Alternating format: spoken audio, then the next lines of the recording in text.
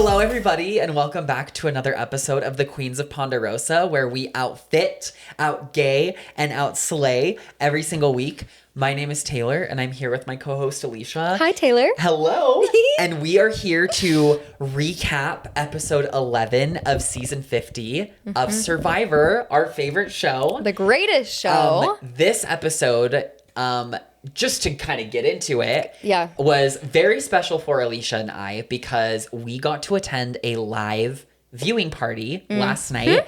I have never been to a live viewing party for Survivor before. Me neither. So it was really fun. And this viewing party was special because it was hosted by Johnny Fairplay and Richard Hatch, two Survivor legends. Yes. And then there were some other players, icons from Utah that were there as well. So Todd Herzog, winner of Survivor China, was there. Jonas from One World was there. Cowboy Rick from South Pacific was there. And then Sean from 45 was there. And then Angela, who I stan, Angela from Big Brother 26 Unreal. was there. So we got to meet all of these reality icons. It was kind of crazy. Watch the episode with them. And it was so much fun. It was incredible. It was absolutely incredible.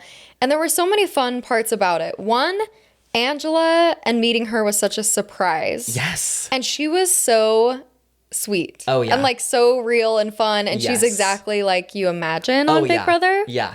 We loved that. She was like exactly what I imagined her to be like. Yeah. In a positive way. Me too. Yeah. And she had real conversation with us. Yes. She wasn't just like, oh, fans, okay, like go watch the show. She talked with us for like 5 minutes, At it felt least. like. And we won't divulge everything she said, but it's top secret. yes, she had a lot of interesting things to say about the had some future tea. of Big Brother and gave us a little bit of tea. And if that tea comes true, however long it takes, we'll revisit this conversation and say, hey, Told so you so. this Just thing kidding. that happened however many episodes ago, however many years ago, that's what we were referring to. It has come to pass. Yeah.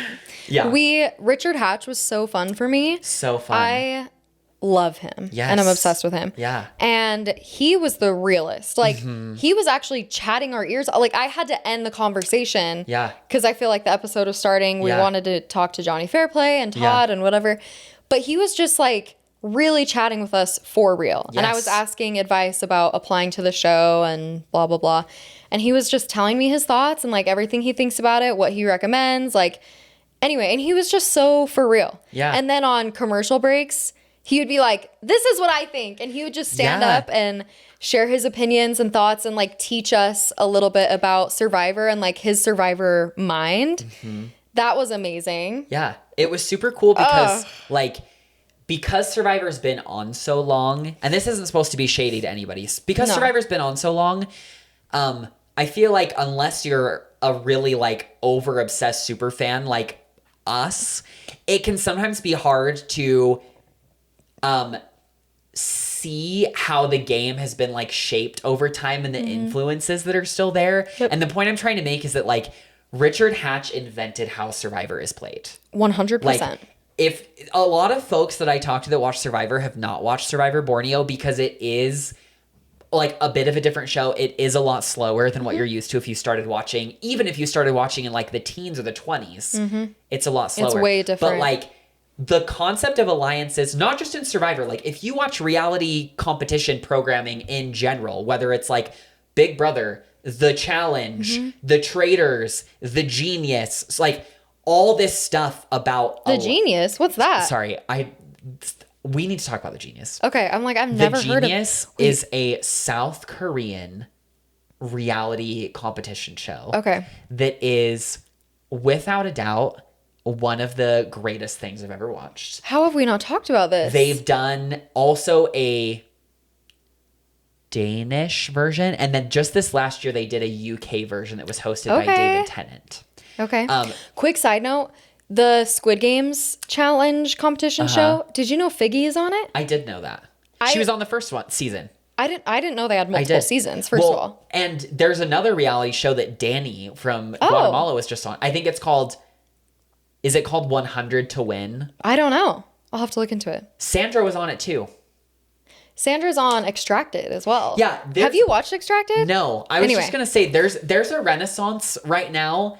And I don't want to say it's just because of the Traitors, but I think the Traitors really helped like, because it's like there's Traitors, there's House of Villains, like there's all these other reality shows that now are just like a machine for other reality competition it's like people resurrecting to go and these do. people. Yeah. But anyway, alliances. I was saying about Richard Hatch.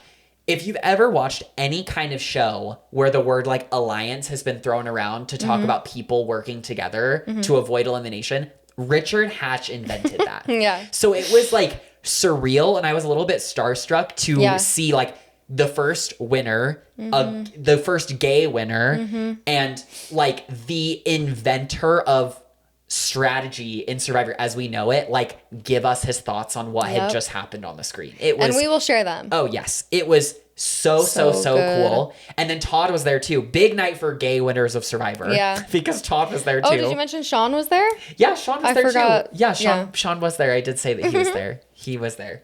He's gay too. He is gay too.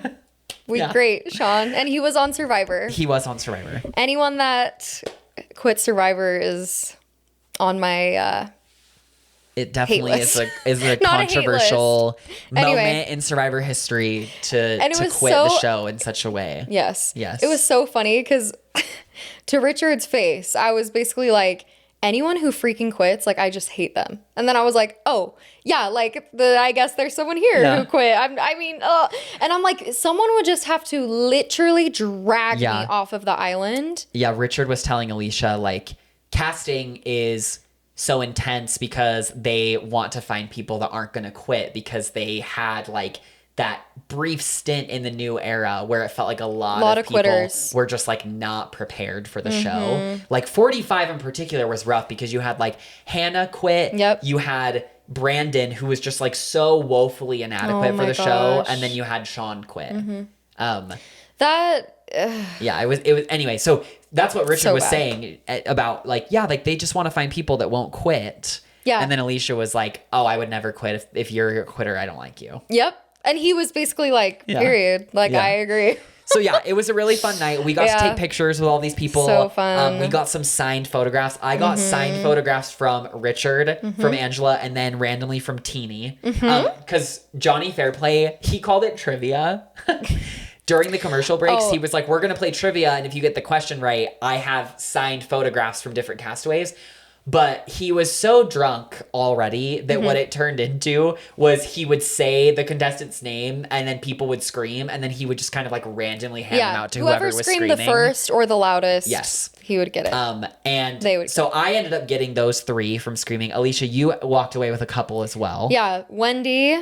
Big Wendy from Edge of Extinction. And, oh my gosh, what was that guy's name? Oh, shoot. I can't even remember now. Wasn't that memorable, I guess. Yeah, he didn't make it. Okay. I'm like, oh my gosh, who was it? And then they had... I can't remember. They had signed merch that we did not purchase because it was pretty $1 million? expensive. But they had signed buffs from like Christian and Aubrey and Cirie and Rizzo. The buffs weren't signed. It's the cardboard. One of them was signed by Aubrey. But yes, it was the cardboard that they were like latched onto that was signed. And I was like, okay. Like if the buff was signed. I did get my buff signed. Yes. Alicia was so smart for this. I feel so bad I didn't tell you. It's okay. I didn't even think about it until I walked in. Left. And as soon as I walked in, Richard Hatch was signing Alicia's buff. And I was like, shut up. I was like, I cannot believe that I didn't take that because we showed off that buff set that we got, and it had buffs from Borneo, Pearl Islands, and China in it, and Richard, Johnny Fairplay, and Todd were all there. And I was like, I cannot believe I didn't do that. That was such a good idea. Oh, thank you. It's okay, though. It's okay. And Richard, he was so sweet because he was like, what do you want me to write on it? And I was like, what do you mean? And anyway, he's like, I can write like, hey, Alicia, like I can write your name. I can just sign it. Like, what do you want? You were like, oh I was my like, God, write my name. Whatever you want. Yeah. So he just wrote, hi, Alicia. Like, I survived, exclamation point, blah, blah, blah, Rick Hatch. Anyway. Crazy. So amazing. Freaking cool. Yes. Like, I love him. Love him. A really, really cool experience. I have never met, I think I'd mentioned this in the pod before. The closest I've ever come to meeting a contestant was I met Tyson's mom. Yes. When I worked at a shoot. Wait, that was your first time meeting contestants? Yeah, I had never met a contestant before this. That's so exciting. Never. I act like I've met 100 of them. I mean, you've met before this. You met Bob Crowley. You met Joe from Worlds Apart. And Broccoli Brad. Yes, and Broccoli Brad, and that's it. But even then, like, you had met three more than me. I met Tyson's mom when I worked at a shoe store. She came in, same with you, with Todd's mom. I recognized her last name, and I was like, hey, this is a really weird question, but are you related to Tyson? And she was like, yeah, I'm his mom. And I was like, oh my God, I love Survivor. I'm obsessed with Survivor. And Winners at War had just aired. This was like during COVID. Yeah. And I was like, I love Tyson. I loved him on Winners at War. I was rooting for him so hard. Like, I'm not going to ask you to like do anything, but just like let him know that the fans please love let him know. Yeah. And she was like, I will. Thank you. Aww. So now I actually can say, oh wait, really sorry. I've met Tyson. You did? Yeah, I've met Tyson. When? I feel like I don't know this one. The idol search thing. I forgot to tell you about this. Oh, you went to that. Yeah. And so it was going into 50. Yeah. Oh, wow. He was there? Oh, fun. He was there and he was taking pictures with everyone. And they had to wrap it up because he had as announced was leaving. the clue. Yeah. And so I didn't get a picture with him, but I helped these two little girls get a picture with him as he was leaving. And I was just like, hey, Tyson. Oh, because these girls were like, we want a picture. We want a picture. And they thought I worked there. And they were like, can you help us get a picture? And I was like, sure, just go up to him and say, please.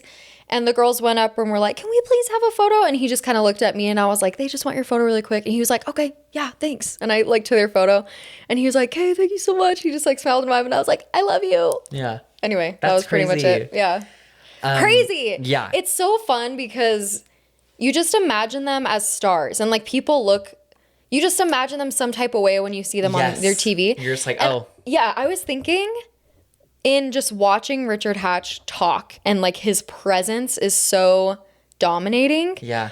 That I could see how it would be intimidating to go play with these people. Oh, yeah. And then Johnny Fairplay, I'm like, you're a dork. Yeah. Like it's just so funny. Anyway, so I imagine them just more as like human beings. Oh, yeah. Yeah. And I know that's the hard part of TV and like social media.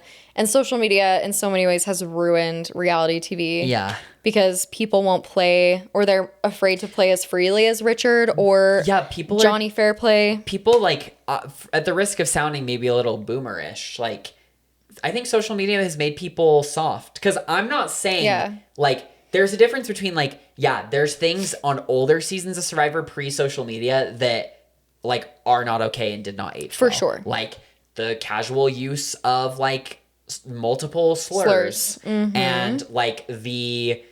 like sexism, the very blatant sexism. But then it's also like some of the reasons that we like these older seasons of Survivor is because people were like more free to be like really heroic or really villainous. And now it kind of just feels like both the editing of the show and like the people that get cast kind of all seem to kind of just be generally likable, perky. Like there isn't necessarily, I feel like, as much variety in the types of characters that we get. And I think it's because people on social media, like, it can be like, how dare you lie about that? And it's like, you should what game are we like, playing? Like, is this Joe that I'm talking to? Is this Stephanie? Is this Coach? Is this Chrissy? Well, like, who am I talking to? Joe is a perfect example though. Like, he got embarrassed on reality TV and he's probably received so much feedback from the public about how dumb he is and this and that.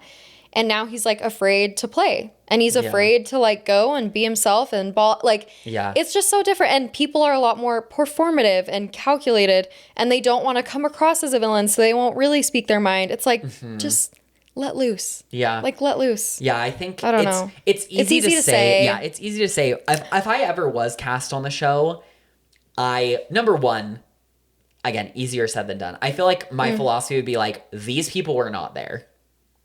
Anybody commenting on my game, I'm not saying that I played a perfect game. I definitely wouldn't. But like, you weren't there. Yeah, you don't know. So I don't really care about what you have to say. And I feel like the answer is just like log off. Like make your Instagram private, log off, like whatever it is. Because I'm just like, all of these people need to chill. They do. They need to chill. And not everyone should have access to you. Yeah. And I feel like I am part of the problem. But people, when we watch shows and we have an obsession, we like think we are entitled to some level of access to these stars or these contestants We don't know them. We don't know them at all. Yeah. Well, like, and there's a difference between like providing commentary on an episode versus like going into somebody's DMs and saying like blah blah blah. Like for sure. Yeah, I think I've mentioned before on the pod, the only time I've like ever messaged castaways is love. Yeah, is like Sam sending love and was just like, I love you and I think you're super handsome. Yeah. And then that girl on Big Brother 18, Michelle, where I was like, hey, you're fierce, I loved you, and she responded to me, and that's it. So cute. Like I just feel like it's a special level of unhinged to like go to someone's Instagram and like leave a comment or like DM them and be like, I hated you. You were crazy. Yeah. You are so dumb. Yeah. You should never blah, blah, blah. It's like, okay, get a life. Yeah. Get a life. With that all being said, if somebody gets Cirie out, I will be sending death threats.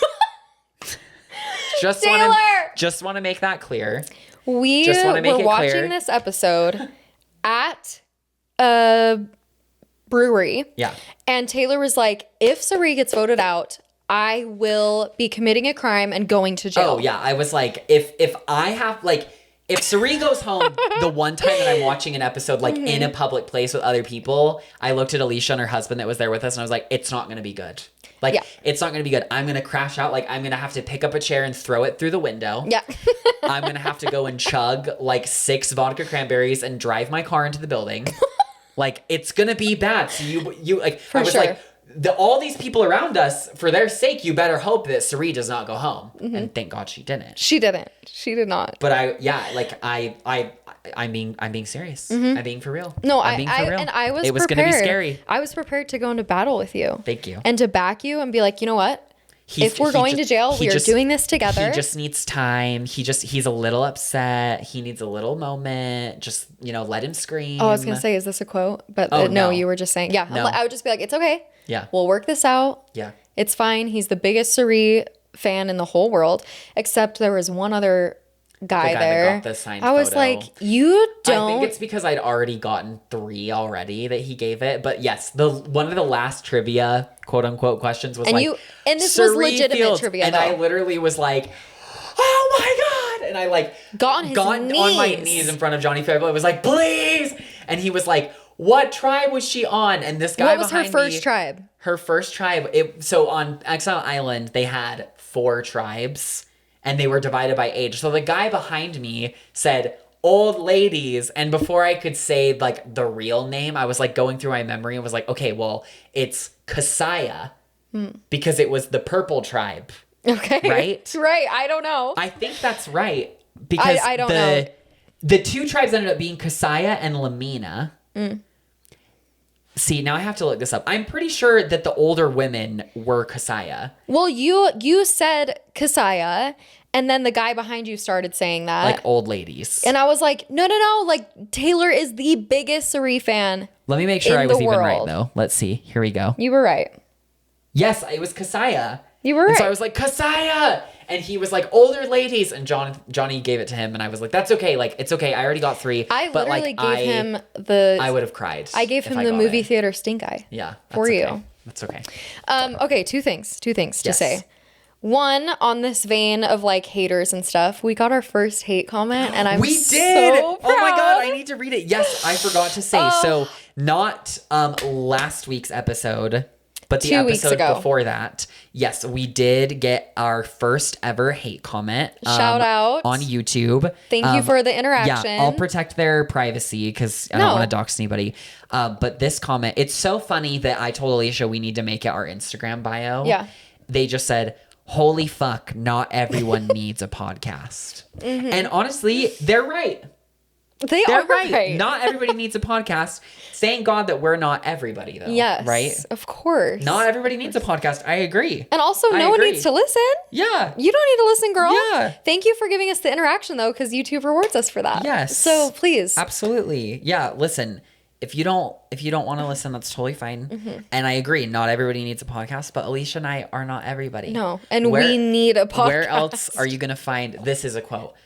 Please. Where else are you going to find 3 super hot princesses, a talking donkey, a cat that likes to lick himself, and an old lady? That's from Shrek the Third. I was just going to say, Yeah. I was like, wait, I know this Yeah. one. This is Shrek. Yeah, so I was going to say, where else are you going to find two super hot bitches from Yeah. Utah to talk about Survivor? Period. I don't think you're going to find Nowhere. that anywhere else. There's no one else. We were definitely born to do this. We were made for this. We were this made is to talk, necessary. made to ramble, made to tangent. 100%. To provide our opinions. Yes. That's my opinion. The second thing I was going to say. So, Sam recorded your reaction to the votes. Oh, it's no. hilarious. I'll show you. I was cursing a lot. It was really good. It was so amazing. It was so scary. funny. It was scary. It was really scary. Yeah, it was. No, it was hilarious. But something he said to me, because I was like watching in the car laughing on the way home. He was like, so you guys talked about in your last episode, like being quiet in a movie theater. And he was like, after watching an episode with Taylor, is he quiet in a movie theater? Yes. And I was like, yes, because that was a completely different experience. No, I totally get where he's coming from. It is a little bit hypocritical. No. Like, it's a different environment. No, I was going to say, it's not like, hypocritical because it is so different. The expectation for like a brewery like that watch party is that like you're going to be like talking and drinking and laughing and cheering doing this. A movie theater is like you're going in there to like watch the movie. And I mean, I don't know. I feel like talking about it out loud, I'm like, oh, maybe it is a little bit hypocritical, but that's my opinion. No. That's my opinion. This is our podcast. If you're in a movie, you need to be quiet. Be quiet. The queens have spoken. I went and saw a movie on Tuesday and people were really quiet and it was really nice. Because I went and saw there's an independent theater downtown called the Salt Lake Film Society. And they show a lot of like indie movies. And the people that go there are like the film geeks, like the film nerds, sure. and they were quiet. I went and saw Mother Mary. Okay. Do you know what that is? No. It's a movie starring Anne Hathaway where she's playing like a Lady Gaga-esque pop star. What? And had a relationship with this designer and they kind of fell out. And then she's like basically making a comeback performance and goes to the designer and is like, I need a dress and I know you're the only one that can make it. Was it good? I liked it. Okay. I liked it. I can see this being like a bit of a controversial movie because I think the marketing was a little confusing because some of the marketing made it seem like, oh, this is going to be like a musical drama and like commentary on like art and fame. And then some of the marketing kind of made it seem like it was going to be like a supernatural horror movie. Whoa. And it had elements of both of those, but I would say that it was neither. Interesting. If anything, it was like a movie about like grief and reconciliation is what it felt like. Yeah, that sounds like and it. I liked it. And the music, Anne Hathaway did like 7 songs for it.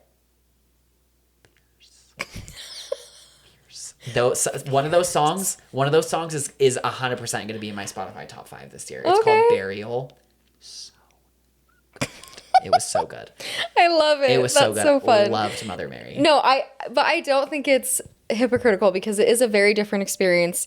You are watching at a brewery. So people are like drinking and eating food and chatting and like having a good time. Booing, yes. cheering, like whatever. Yep. And you get to like chat about it with everyone that's just as into it. Like commercial breaks, everyone's just like talking. Yeah. And it's all like, it's fun to be all excited together. It's more like watching a sporting event. Yes, exactly. That's a great thing. Like if you are at like a sports bar watching football. Period. Yes, that's like, what it is. You shouldn't be rowdy. And maybe I was a little rowdy. Maybe I was a little over the top. Justified. But like, I don't think the expectation is that you're going to be quiet. Right. Like at a sports bar, you're going to like watch the game and react to it and if be you're excited. watching it if at there's a touchdown. bar with a bunch of people that are coming, it's different. Yeah. So Sam, like, just take a step back, okay? All right. I'm going to go downstairs and I'm going to give you peace of my mind. That's right hilarious. Now. Sam's probably listening to this. He's like, no, Alicia, what? Sam, I'm just kidding. We love you. And he's just the sweetest. Oh, he is. He was like absolutely. he was like holding all my stuff, like my buffs and my markers. Without a doubt, the best like golden retriever husband that was there that night. Like absolutely obsessed. 100%. Love him so much. Yeah, he's fierce. But yeah, when you're going to a place, lights are off. There literally is a sign and a message saying turn off your phones. Yes. Yeah. Be quiet. That's a good point. Every time you go see like a musical, there's an announcement, turn off your phone. There's always announcements at the movie theater. Silence your phone. Yeah, You're don't an be that asshole if you don't do it. Yeah. There's this theater company called Alamo Drafthouse. Okay. Where it's really unfortunate because they've made some policy changes recently that kind of circumvent this, but they enforce the rules around phones and talking, and they will kick you out. It's like in their policy that like by buying a ticket, you agree to our policy that if you talk during this movie, you're going to get kicked out. And you should be one of those police people. They had an Alamo Drafthouse here in Utah. However, they just changed. They used to let you order food from your seat with like a menu that you'd write on and hand it to someone, and they would bring you your food. Now you have to order on your phone. And I'm like, that just defeats the whole point of ordering food during the movie. Yeah, that makes no sense. You're telling people to get off their phones, and now you're only letting people order on their phone, and then you can only close out your tab on your phone. That makes no sense. I know, it's crazy. So Alamo Drafthouse, big L for you for come that. on. Yeah. Come on. Yeah. That's but it's ridiculous. okay. Their employees were striking against them last I heard. So that's good. That's good. Good news. Okay. Okay. Well, with that being said, let's go ahead and begin like our dive into the episode. Big episode. Yes. Big episode. Big episode. Scary episode. It was scary. It was scary. It was terrifying. We lost 2 people. Yes. And one of them was my winner pick. And we'll get there. We'll get there. But let's just dive in from the beginning. Yes. So as we had said on previous weeks, my assumption was that because most seasons of Survivor are 13 episodes, and the most contestants they've ever had in a finale was 6, I was like, there's going to be at least one more double elimination episode. And so when this episode went on and they were like, we have this twist, I was like, okay, I felt validated in knowing that that was going to be happening. So this episode opens up, as always, they're coming back from Tribal, and we just lost our bestie, Stephanie. She had just been voted out. And this is Devon's the whole time, basically. Yes. Kicking and screaming. That was screaming, all of us, honestly. Giggling, laughing, having the time of his life. Yes. So they come back to Tribal, and Rizzo says, I am biased because I was there, but I think that was like the best Tribal of all time because it was so crazy, iconic, so hectic, like the euphoria of getting the prize money doubled. He was like, that was the best Tribal of all time. Alicia, like she just said, Aubrey and Rick are celebrating and like kicking their feet. Aubrey's like, I feel more fearless after this. And it's like, Rick and I are 2 little cockroaches from the edge of extinction that won't go away. You're telling us. And then on the flip side, Jonathan is like, Tribal was terrible for me. Jonathan and Joe are just moping. Yes. Jonathan is like, pouting. It ricocheted back on Stephanie. Like, luckily, Aubrey and Devins didn't like include me in the dragging of Stephanie that was happening. But I recognize that I have an uphill battle to get to the end because I've basically lost my whole alliance. Yeah. One thought I had is like, I wondered if back when they did the Blood Moon, if he would have voted out, like he never was going to vote out Chrissy, but I was like, I wonder if Jonathan voted out Chrissy instead of Camilla, would he be in this same kind of situation where he kind of doesn't really have any true alliance and is kind of just like working other relationships? I'm not sure, but like it did feel a little karmic. Yeah. That like he made the choice to vote Camilla out and then he gets D out, but then after that it was like voted Chrissy, out his allies. Coach, Steph, like all of his alliance. And then even this episode, like he participated in it, but like he lost another ally that I don't think was going to turn on him. Never. In Aussie. So I think Chrissy wasn't necessarily the turning point. I think it was D. Because he chose to just like... He drew lines in the sand with that. Deep. Yes. And he chose to like completely blow it up. Yeah. And I mean, it like kept him there because it made D a target, Tiffany a target, and like shifted it away from him, but just like only momentarily. It wasn't long term. But I guess he also was trying to put in some groundwork with Cirie and with Aussie, and he was like diversifying that way. So I think in his head, he's like, I don't need these people because I have, like, I don't need D because I have Coach, because I have Chrissy, because I have Aussie, I have Cirie. Like, he felt so secure. Yeah. And I think, it just speaks to how incredible Cirie is. Yes, definitely. And anyway, we can talk about that more later. Yes. Oh, and of course, he has Joe. Yes. Joe in this episode, it really highlights how difficult he's been to work with. And they talk about that more later on. But the episode starts with Joe and Jonathan just being like so, what's the word? Put out. Like so put out from the night before and Devin staying and ruining everything. Joe says that Devin's plays with extremely poor taste.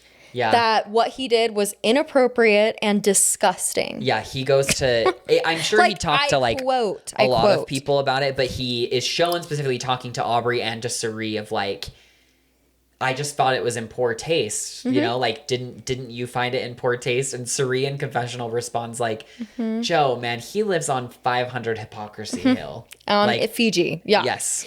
Because he's like, I thought it was inappropriate. I mean, I'm not going to attack him, but, and then Cirie goes, I don't think it's an attack. It's Survivor. Yeah. And like, you were going to vote for him. That is an attack, Joe. Yes. And then she's like, he's just living in this crazy world where he's like, I'm not attacking anyone. I just think it's poor taste and this is that. You were going to vote him out. That is an attack, but that's just the game. It doesn't matter. Like, you can own that you wanted to target him and get him out. Yeah. And we got confirmation, speaking of, from this week's exit interviews and Stephanie's last week, the story from Stephanie and from Emily, who gets voted out, is that Rick was going home. So him flipping the coin and getting safety was... It was the right play. Like it was like paramount to his survival in the game. You know, I think the edit left it a little bit more up in the air, but yeah, he was going to go home. So my question is, Joe, he's not referring to him doing the coin tosses. Is he referring to the fake idol play? I think Joe has not been a fan of Devin's the entire game. So For sure. First of all, Day one. Yeah. But I think that Joe just thinks that the antics that Rick gets himself into is what he considers like in poor taste, because Joe is out there, like he said before, to like be honorable, loyal, and Joe I don't think is concerned with making good TV, whereas Rick Devens is also out there to play a good game, but like Rick Devens is out there to make good TV, and I think that is what Joe is finding it like it poor distasteful. Taste. But listen, anybody that's gonna take time to drag Stephanie across the coals, through the mud. We'll listen. That's great taste to me. Yeah, I was very happy class. That happened. That is poise. Absolutely. Yeah, you want beauty, grace. Joe, you want to talk about like distasteful, poor taste. Although I'll say, I'm pretty sure that Joe posted. I was going to tell you. I can't remember if he posted on Instagram or where, but he clarified that he was like not part of the pregame Zoom alliance. He was like, this pregame alliance that was like Coach, Colby, Chrissy, Stephanie, Jonathan, like I was not part of it. I believe that. And I think it's because of the political leanings of the group that Joe is wanting to make it clear of like, hey, I wasn't a part of that. I was playing the game and linked up with people that I thought were going to like work with me, but like I was not part of any sort of pregame discussion with those people. Interesting. So. Okay, interesting. Yeah. So that's Joe, good. I mean, yeah. Joe's moping around. Here's the thing I was telling Sam too. Whoa, I need to stop hitting my mic. It's just close to me, and I just keep fidgeting with my hair. Joe, and I think I said this when we were commentating on like the season and what we thought it would be and how we thought the cast would play. It was just too soon for Joe because he was so traumatized from his season. He said that being betrayed by Kyle and Camilla on TV felt like them tabletopping him. Like Camilla's just the little table behind Joe and Kyle pushes him over and he falls on the ground and they laugh together on TV. And so it just like really, really hurt him on a deep level because I think he took everything very serious and very real and honor and like we have each other and less about it being a game. So I think he would have come back and played better if he had like 5 years to just like process, understand that it's a game, and be able to identify like how he could play differently or how he would play the same or how he would play different. But having it be just one season off and then you're back in, I don't think it was enough time for him to process the pain of it. And so now he's just playing so raw and so scared and so traumatized. And it's just like, he's almost like a shell of himself. Like, because he's not the same like fun loving, like out there sharing his heart, like wearing his heart on his sleeve type of guy. You know what I'm saying? Like he's so jaded and he's so hurt. Yeah. And so I think he views someone having fun the way that Rick Devens does, which is like causing chaos and being crazy. Joe just views that as like, you're hurting people on purpose, you know? And it's like, no, he's not. He's just playing the game, He's just Joe. having a fun time. Yeah, like he's just playing the game and that's okay. He's just trying to feel his oats. That's from Drag Race. Okay, sorry. That's, you see. What season? Season 6, Gia Gunn. Girl, I don't know. I'm just trying to feel my oats. I don't know how you remember. I was thinking about this today because I'm like, I have watched a lot of Drag Race lately and I just finished season 15. But I also just finished like 14 and 13. And I'm like, I don't even know if I can distinguish them one from another now because they like blur together. And I'm like, how does Taylor remember everything and remember these quotes and remember like this, and that and like all of these moments so clearly? I think mental illness is probably a part of it. If aliens came to Earth and asked what drag is, what would you say? What drag is? This is a quote. Oh, from, is it It's season 12? it's rhinestones and mental illness. Who said that? Will Pill. Oh, Willow Pill. Willow Pill said that. Pill. She's so see, you cute. remembered something that I didn't remember. I remember because it was so funny. Yeah. It was so funny. She was just like, it's mental illness and Yeah. rhinestones. You know, So there's cute. been quite a few Drag Race girls that have applied for Survivor. Get out. Selena Estidis has a Survivor Get audition tape on YouTube right now. If she and I get on together, what? Gagging, first of all. Yeah. We would have to create an alliance name that has something to do with Selena Estidis. We could be the Titty Twins. Okay. The Great. Titty Sisters. They're definitely not going to put We that could on be the air. Alliance, Motorboat Alliance. I don't know. The Motorboat Alliance is fierce. I think, That's so funny. sister, if you're listening, Oh my God. I'm your That girl. is so funny. and every time we do anything sick, we could just go blah, blah, blah, to each other. That's what we would do. I pray. Crazy. Oh my God. Oh my God. Yeah, I'm manifesting this for sure. Please. Okay. Please. Other things that happen in Okay. the episode. So the next morning comes around. Rick Devens goes to look at the idol that he won from flipping the Mr. Beast coin. It's good through the final 7. So it expires a little bit earlier than a typical idol. I'm pretty sure even Rizzo and Ozzy's idols, I believe I remember them saying that they expired at 6 Interesting. early on. So they seem to be... Because normally it goes to 5. Yeah, they seem to be wanting to deliberately I have like things that. expire a little bit earlier. How do you feel about that? I'm fine with it. I don't necessarily think like when your idol expires matters that much. Like, yes, it obviously gets you one more round, but then it's like one more, if you're trying to get it all the way there, then it's like one more round you have to like hold on to it, not play it sort of thing.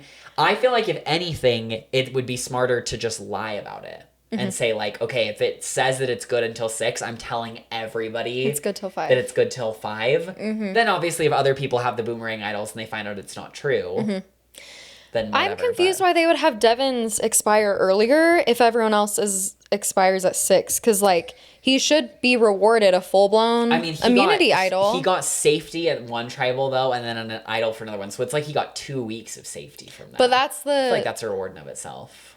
That's true. I just think it's funny that they would, like, remove one day from it. It's like, why? I mean, they maybe are just trying to make sure that we don't have Advantage Get-In happen again. Sure. Which, speaking of... One thing that Cirie is reflecting on in the morning is, you know, I am getting near the end. I'm thinking about my time on Game Changers. I'm thinking about how not only does Rick have an idol, but my 2 closest allies also have idols. Mm-hmm.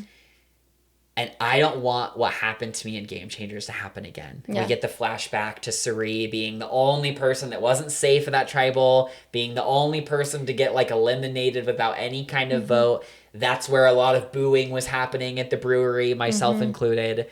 And Cirie is like, I'm not going to let that happen again. Yeah. And Cirie's mission at the beginning of this episode is to find some way to do like a flush of at least one, if not multiple idols, while also keeping her allies in the game. She set out to get Ozzy to play his idol and still be here.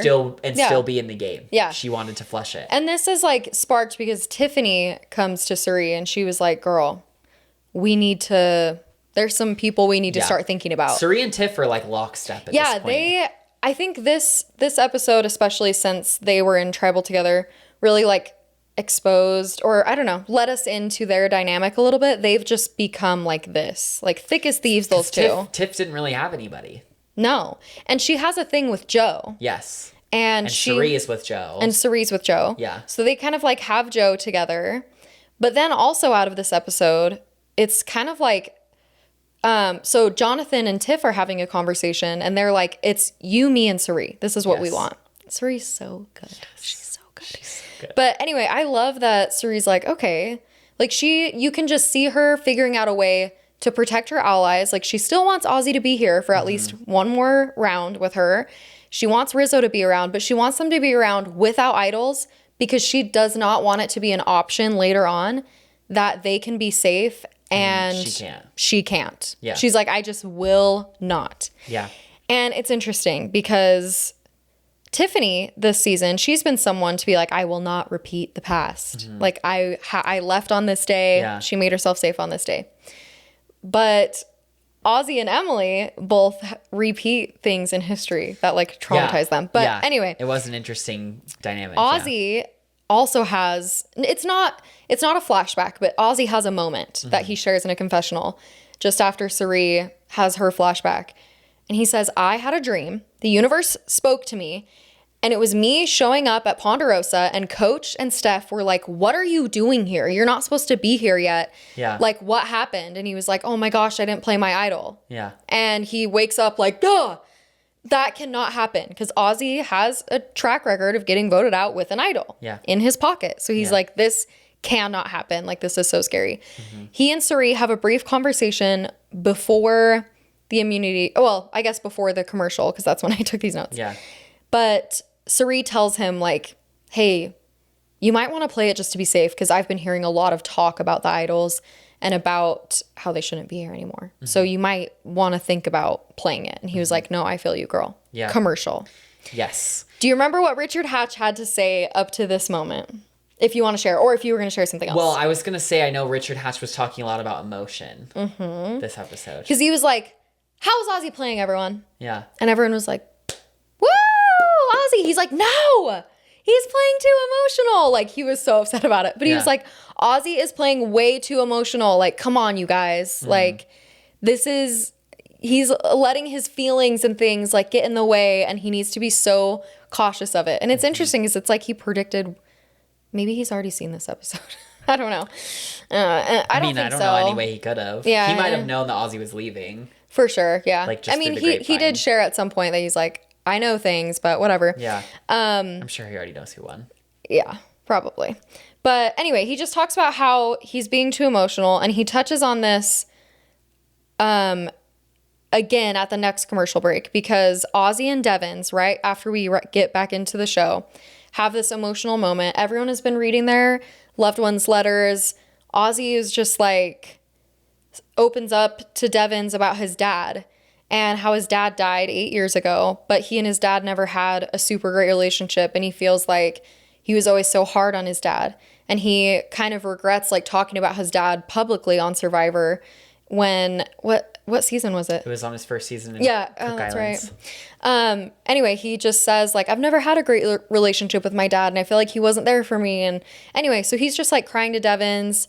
And then Devins gets all emotional and he's crying because he was like, as a dad, I promise you, your dad loves you and he's not upset with you and he just wants you to win. Like he wants you to be happy in life and to do well, you know, and he loves you so much. And they have this like cute little moment, whatever. Yeah.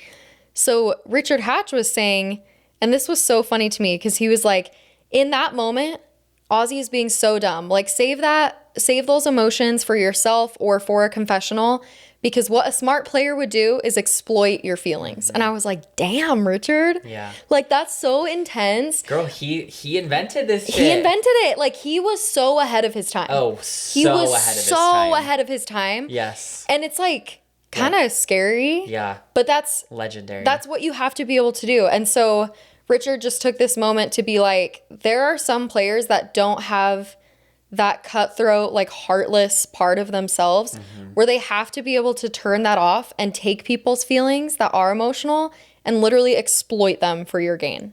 Like you have to do that. Yeah. And he's like, Ozzy doesn't have it. Yeah. Someone he raved a lot about though was Camilla. Yes. He was like, Camilla knows what's up. Yeah. She knows what's up. And it makes me sad. Yeah. She's gone. Yeah. Anyway, do you have any thoughts or comments about that? I mean, the only other thing I was going to say about this, you know, it's a big episode for Ozzy emotionally, is I was going to say that dreams in Survivor have a history of being, like, really prophetic. Say more. Well, I believe that the first time... Sorry, I feel like there's something in my eye, so I'm going to check, but I'm still listening. Check your eye. If there's an eyelash in there, girl, you got to get it. Oh, yeah. I don't know if it's the first time that a dream is mentioned on the show, but on Ozzy's original season, ironically enough, the contestant Cowboy has a dream about basically how to get rid of the immunity idol. Because in Cook Islands, it was still like the super idol where you could play it after the votes were read. Too crazy. And Cowboy in this dream is basically like, I had a dream that we split the votes. And he, like, his dream, like, he is the first one to invent the idea of splitting votes to flush an idol. Granted, he doesn't ever execute it, but on the very next season, Survivor Fiji, that happens. They split votes to get rid of an idol. Then we have another dream on Survivor Samoa, season 19, where Shambo is like, I've always had prophetic dreams. Yes. I had a dream we voted out Dave. And she goes to Russell Hantz and says, I had this dream. And they vote out Dave that episode. That's so amazing. So it was interesting when Ozzy was like, I had this dream. And the fact they included it in the edit, I was like, man, every time they talk about dreams, they are prophetic. Like their outcomes come to be. So when he was like, I had a dream I was in Ponderosa, I didn't play my idol, I was like, oh, that does not bode well for this episode. And how did it not scare him enough? That's the thing that shakes me. I'm like, Ozzy. He in his exit interview, he says that it's like totally his fault. Yes, like he knows it was him. That. He says like, everybody did such a good job at selling it to him. And he just like was like, he basically just got a little overconfident in his mind. It was like, I can do it. I can hold on to it one more time. Yeah. Yeah. Wild. So, yeah. Yes. We'll talk more about that in a minute. But very interesting that like dreams are so prophetic. And Ozzy says something else in his exit interview where he was like, I do think that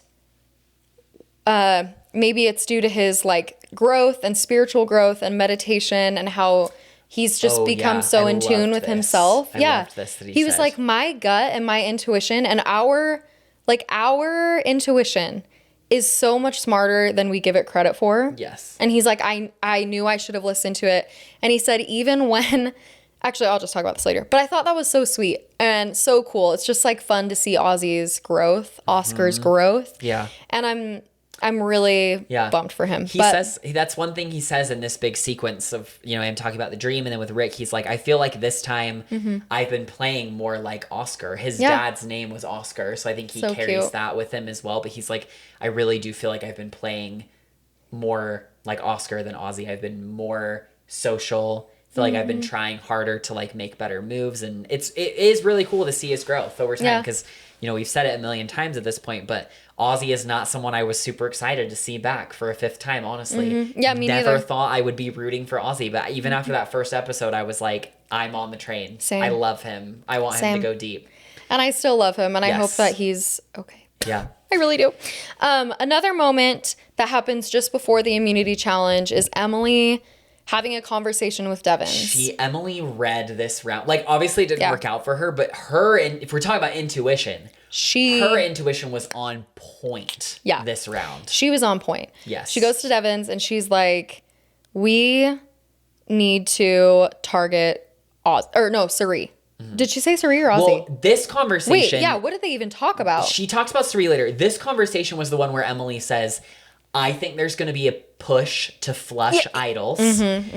I think that your idol is actually the one people are least worried about because you're on the bottom. I would not be surprised if there's a push to flush some of the other idols going on, which is exactly what Cirie had said in confessional like minutes before this. Yes. So Emily, like we were saying, her intuition is on point. She's telling Devins this before the challenge. Like, when we come back from the challenge, that I think there's going to be a push for that, and we need to exploit it. I don't know. She doesn't necessarily name like the names or talk about Cirie until later. I do have it written down before the immunity challenge. It says, Emily, no, not my winner pick, targeting yours. Then maybe she might have mentioned, like, if there's a push for, like, flushing an idol. That it might be an opportunity to target someone else. Yes. Yeah. So, anyway. Because if they're all playing their idols and they can't vote for them, then yeah. Yeah, like, I think that's right. Yeah, she does. Crazy. She does mention Cirie. It's a scary moment. Yes. Anyway, so we go into an immunity challenge, and it's a classic one. Yes. It's the challenge where they're basically standing on, like, the doghouse in the ocean. And Jeff announces that the winner of the immunity challenge also gets like an advantage because there's a twist. There's a twist at tribal. So honestly, the challenge, like Cirie is out pretty early. And then I want to say, like, does basically everybody else like stay in as well? They get to the final round where, so you're starting on the lower balance beam, then you go to the upper one, then you go to the top, and then after that you had to go on one foot. And when everybody's asked to go on one foot, it's basically like everybody falls in at once pretty quickly. Tiff is originally announced as the winner, but production comes up to Jeff and is like, hey, there's something about the challenge we need to review. Jeff goes with production to review, comes back and says, so what happened is when I counted you off to lift up one of your feet, when I had finished my count, Tiff, you had not lifted your foot up yet. So you would be disqualified. And they show the footage. They do show the footage. And it's 100% true. Yes. So Tiff, you didn't actually win. So it would be the next person, like the person that fell in second to last, and it was Jonathan. So Jonathan wins immunity and gets the advantage. Before we even talk about the advantage and how tribal played out, I don't think that Tiff winning would have really changed the outcome of the episode. It definitely was like a bummer for Tiff to lose and for Jonathan to win. The brewery was not happy about that. I do think it actually may have changed Ozzy's side. I don't think so. Because I think Tiff wanted him out. No, I know, but I think that Ozzy trusts Jonathan more than he trusts Tiff. So I think Jonathan being able to be there and sell it to him and be like, it's okay, like, you've got us. Like, because if he was on the edge of playing his idol, I think having that extra level of security, because he really trusted Jonathan a lot. That's a good point. That's a good point. I guess in my mind, I was like, if Rizzo and Joe had been able to sell him on it, then he would have been like, we have 3 votes, so it doesn't matter. I do think Jonathan was the game changer over there. Interesting. Okay. Yeah, because I could see that, I guess. Ozzy doesn't he doesn't have that deep of a relationship with Tiff. Yeah, so but like maybe Tiff and Cirie had been working together, so I wonder if he was like, hey, like, what does Cirie think? Like, yeah, I don't know. That's a good point. I definitely think that I think he just would have secured it. Emily goes home no matter what. If Tiff wins instead of Jonathan, yeah, I guess. And then I think Aubrey would have. There's a world, yeah. I guess that's true. Probably, I don't know. But so maybe it would have changed it, but not that much. Yeah, I don't think, because Jonathan and Tiff are on the same page, really. Yes. So the twist itself is it had a name. I didn't catch the name. Me neither. It was something like the negotiator advantage or like it was something like that, but it basically was like, we're going to split you into 2 groups of 4. Jonathan. Randomly. Yes. Jonathan, because you have immunity, you're going to be able to go back and forth between those groups, and you're going to vote at both tribals to make it 2 groups of 5. So the groups are randomly split. On one side, we've got Emily, Rick, Cirie, Tiff. And then on the other side, we've got Rizzo, Ozzy, Aubrey, and Joe. So the immediate reaction at the brewery is like, oh my God, Cirie, Rizzo, and Ozzy are separated. Oh no. Like, she's in trouble. This could be a dangerous situation for Devins Cirie. has an idol. Yeah. And Scary. then for the other group, it seems pretty obvious that, Aubrey's on the outs over there because the other 3 people are working together. So we get into this back and forth. Let's maybe talk about the Cirie group first. Yeah. Immediately, it's made pretty apparent that Cirie, Tiff, and Jonathan are voting together. Immediately, have you ever seen a Phoenix dance? Oh, yeah. That was the first thing that happened. Jonathan did a titty dance for us. I was like, we didn't consent to that. Yeah. I'm just kidding. He does have very nice ones. They're very large and very round. Yeah. Very prominent. Yes. They are hard to ignore. Yes, good for him. Yeah. He and Selena's titties would have really... That's the Motorboat Alliance right there. Jonathan has to be a part of that. 100%. Oh, that's my God, crazy. That's funny. And then you could also throw like a Morgan from Cagayan in there. Yes, 100%. I'm trying to think if there's like any other person that specifically was like called out for like their boobs.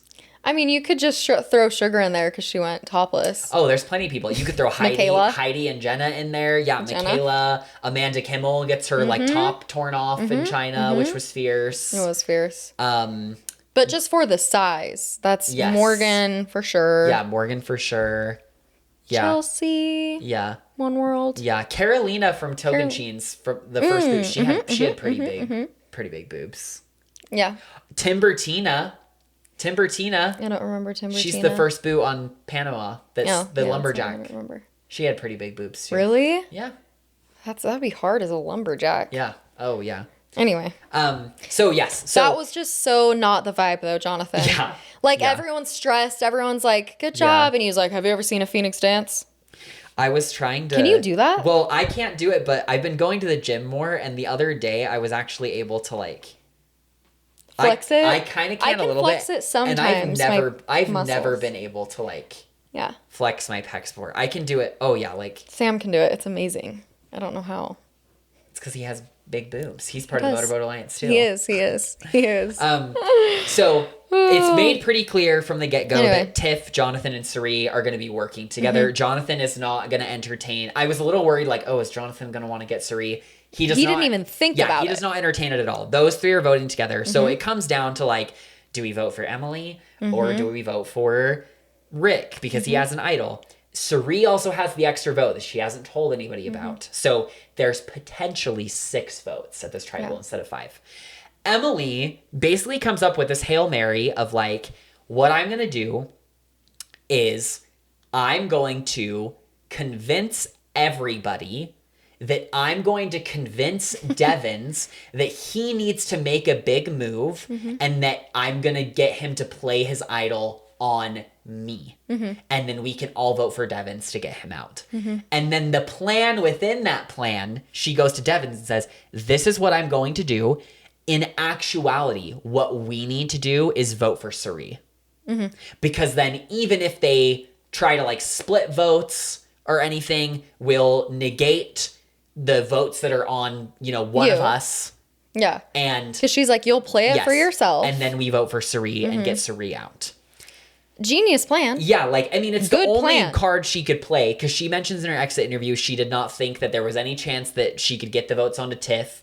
And then Jonathan was safe. Rick was going to play his idol on himself. And, she couldn't get Tiff and Jonathan to turn on Cirie. So she really played the only card that she had. And like Alicia said, she mentioned last time I played, I went out on day 21. And my takeaway from that was I was upset that I felt like I kind of just let it happen to me. I played passive. I didn't split the votes. And then Julie played the idol because Dee told her to. And the only vote that counted was Julie's, and she put it on me. And this time, I'm not going to just let it happen to me. I'm going to go to work and do my best to try and save myself. So and she did. Yeah, she put in the work. It was a good effort. So that's basically her plan. Like there isn't really much more discussion. Really what it comes down to is Cirie weighing, do I play the extra vote or not? The thing that Emily was saying is she was like, I just don't know if Cirie is onto me because I know Cirie's smart. And she was saying, like, as I was telling her, I could see the wheels turning. I could see her, like, thinking and piecing it together and being like, this doesn't make the most sense. Yes. Yes. And thank heavens Cirie is so smart. Yes. And that Ozzy gave her an advantage. Yes. Like, that's so great. Yeah. So great for her in this moment. Yes. Because she has ammunition Yeah. in a tribal that she needs it. Yeah. The way that tribal plays out, if we're sticking with this group, is they go to tribal and it ends up being a 2-2-2 vote. So Tiff and Jonathan vote for Rick. Rick plays his idol. On himself. Emily and Rick vote for Cirie. And when Jeff reads the second Cirie vote, they kind of start to celebrate. Because they're like, oh, we think that we did it. But then Cirie has played her extra vote, and Jeff pulls out the second Emily vote. So there's a tie between Cirie and Emily, and then they revote. Interesting thing we noticed. I was so confused about this. I haven't read anything. I'm sure somebody on Reddit already talked about this. I haven't read it. I felt like it was the first time in my life that I kind of seemed to misunderstand the rules of what was going on. Oh wait, I think I get it now. I was just thinking. Anyway, go ahead. So the reason I was confused is that normally in an instance like that where there is a tie, you can only vote for the people that were tied.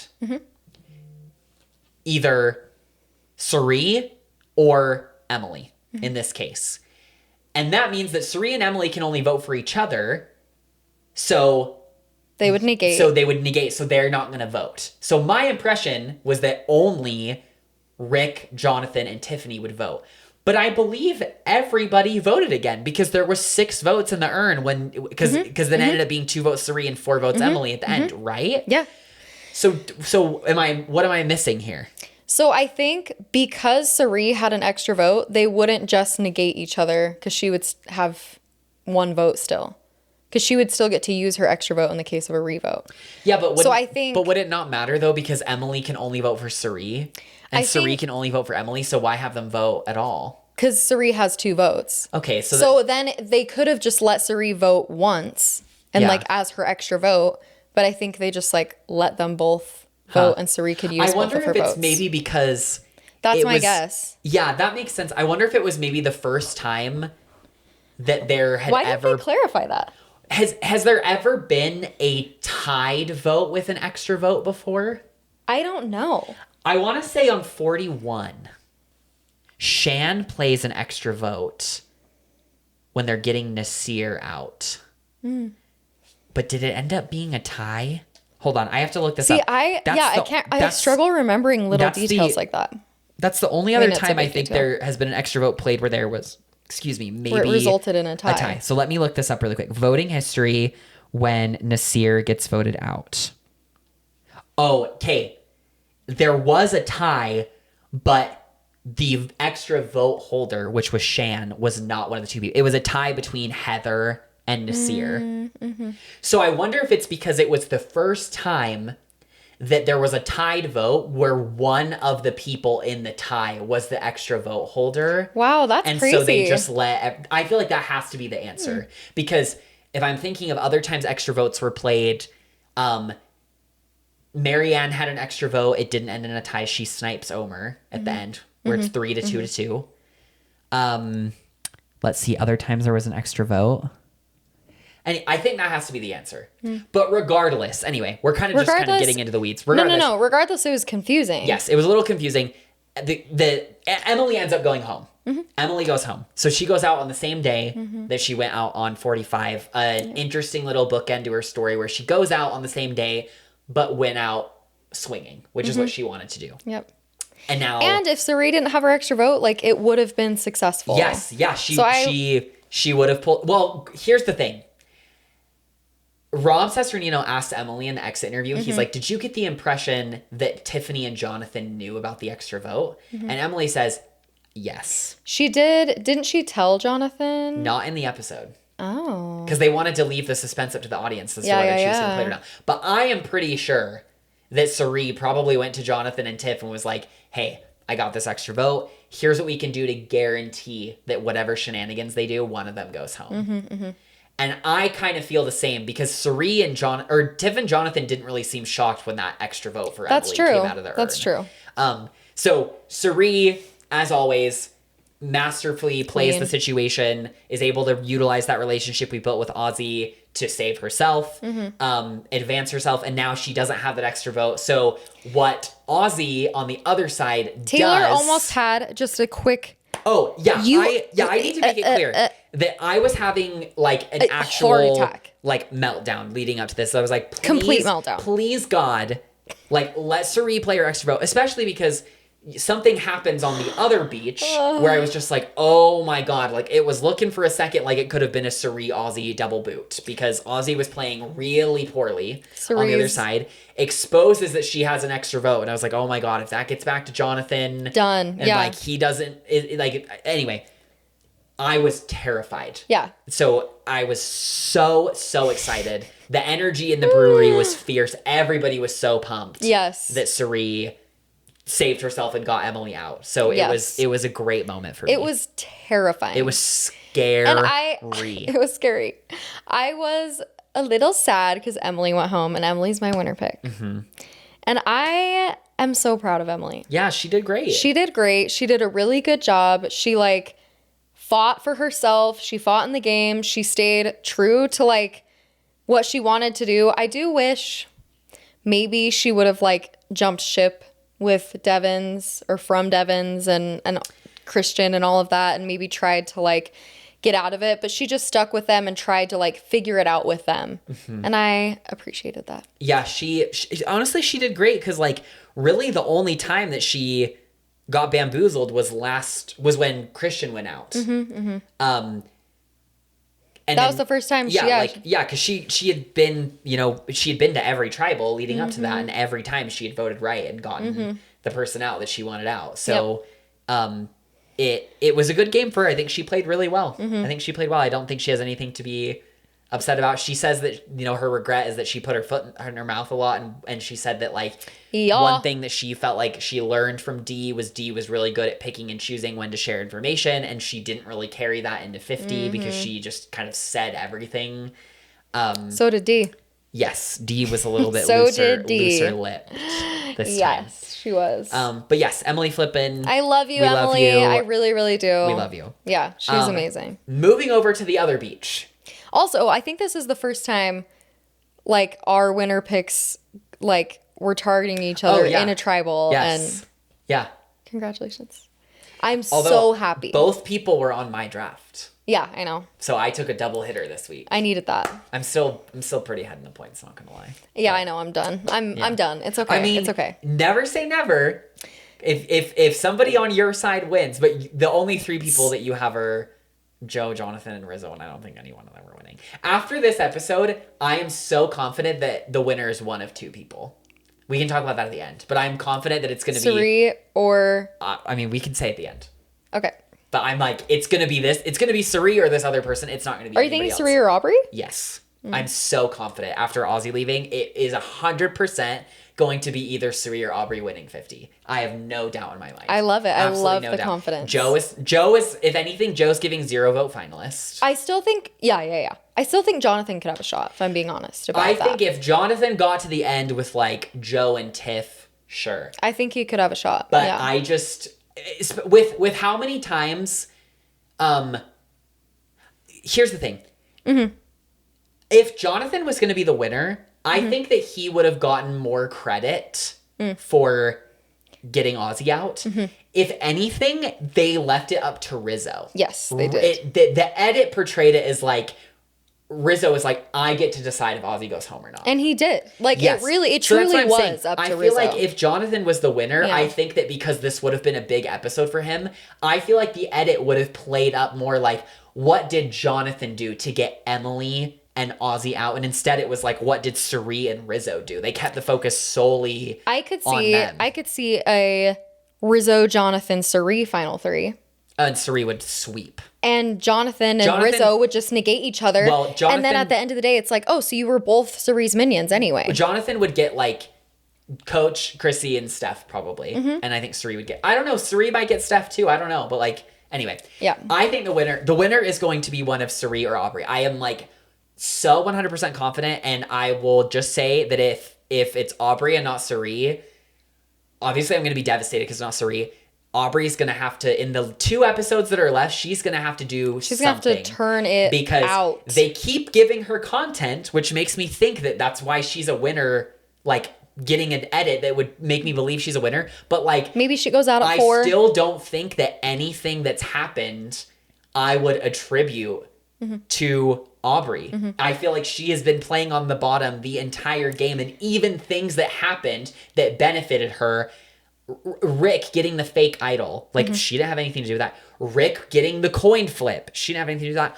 Ozzy going home. Yes, the edit made her be the one of like, I'm going to go talk to Jonathan. I'm going to talk to Rizzo. He laid out his entire game for me. On a silver platter, I just don't know if I would say like Aubrey got Ozzy out. No. The edit seemed to make it like she played the part and Rizzo pulled the trigger. But anyway. But the reality is Rizzo was Jonathan the one that said, and Tiffany. Shut the fuck up. Yeah, he did. I'm going to talk during the Barbie movie. Yeah, okay? and you're going to do nothing about it. That's what Rizzo did. That's what happened. Yeah. And I think at the end of the day, it really was just like Jonathan and Tiff and Rizzo being down, you know? Because like... Yeah.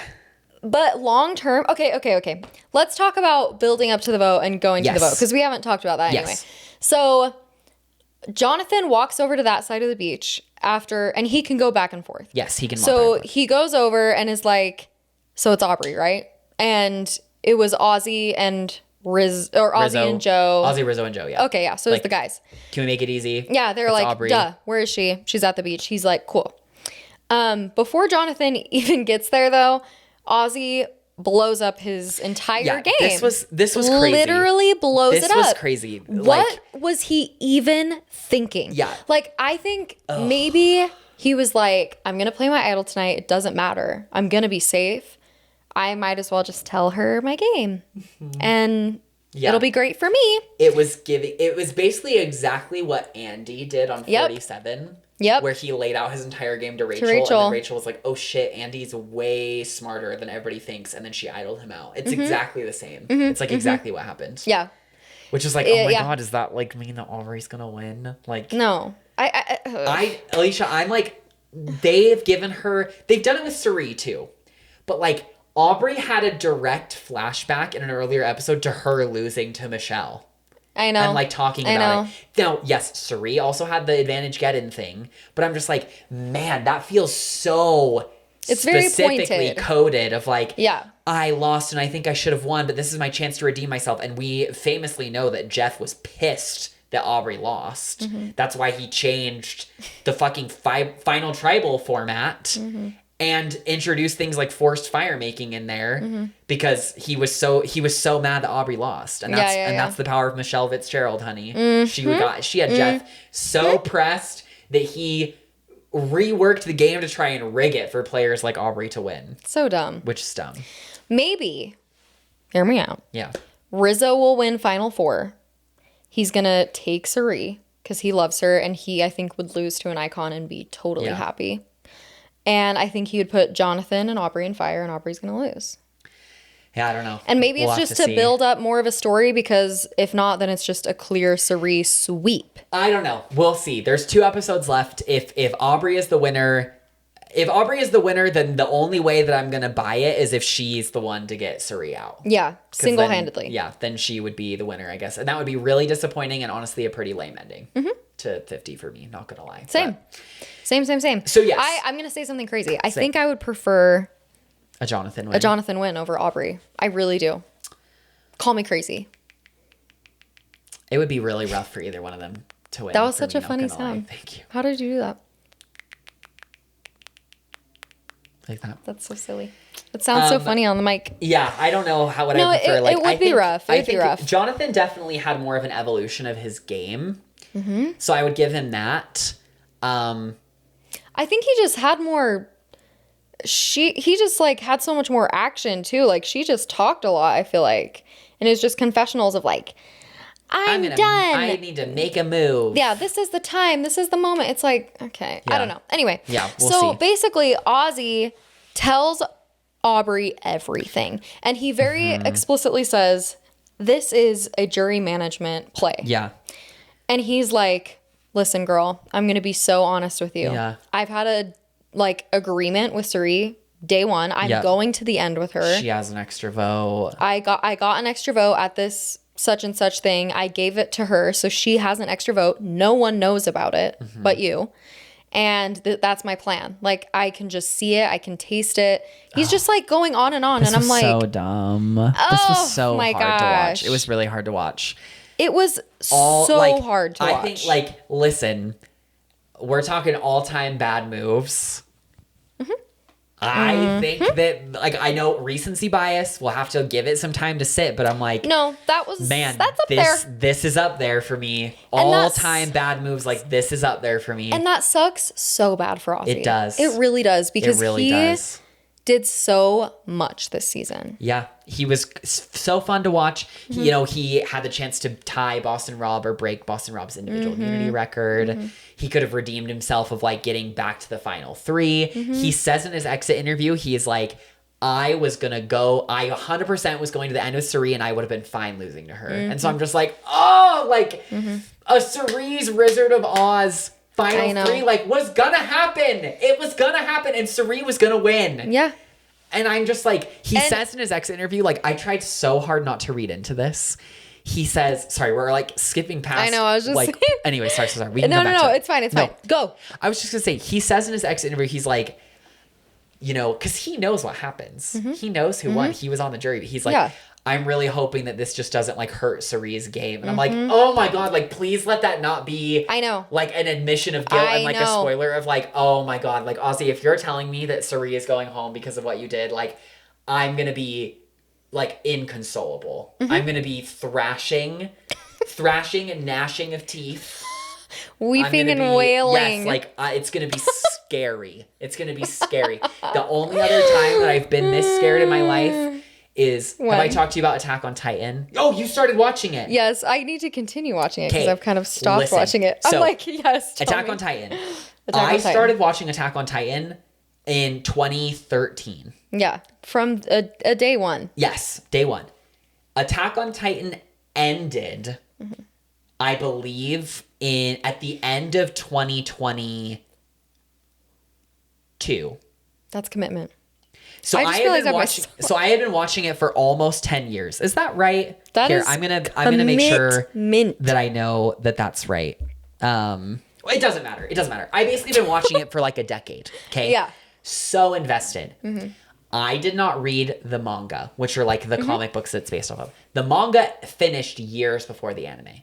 I avoided spoilers, but I had heard online that the ending was very controversial, and people had compared it to like season 8 of Game of Thrones. And if you know anything about Game of Thrones, is that Game of Thrones is amazing, and the last 3 episodes are absolutely the worst.